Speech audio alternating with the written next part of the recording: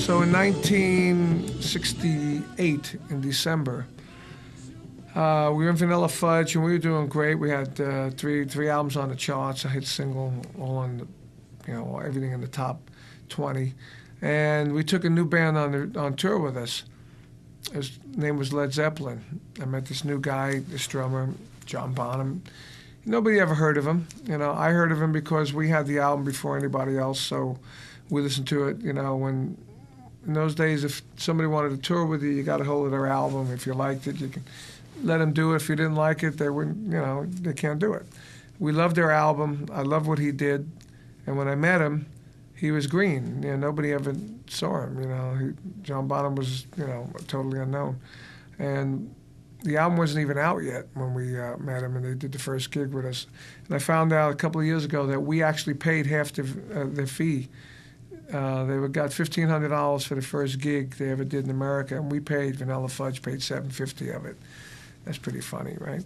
But when I met John, he was totally unknown, and he had told me that I was one of his influences, idol influences like Gene Krupa, Buddy Rich, me, and a few other people, Bernard Purdy, and that. And I said, "Oh, thank you," And again, you got to understand, nobody ever heard of this guy, And I told him I loved his bass drum. I loved the bass drum thing he did.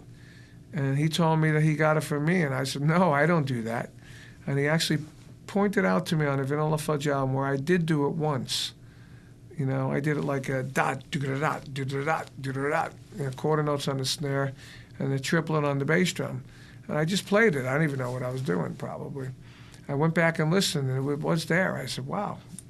He went back to him. I said, "You're right, it was there." He goes, "Yeah, I took that and I made it into my own thing." And I said, "Well, I love that thing." Then when he saw my big blonde maple drums, that was it. He flipped out. He said, "Can you think you can hook me up with Ludwig to get a kit like that?" I said, "Well, I'll see what we can do." I remember calling Ludwig saying, "This new guy, John Bonham, his group Led Zeppelin, I think they're going to be big." Understatement of 4 decades? Yes.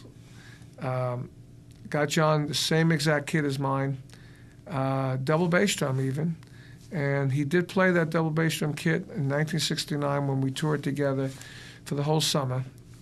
And after that, Robert and Jimmy told him it was too much, and they got rid of the one bass drum. When they did that, that's what became the Led Zeppelin drum set, the big 26 bass drum, the big front tom, big toms in the side, the 6.5-inch deep snare, and the gong.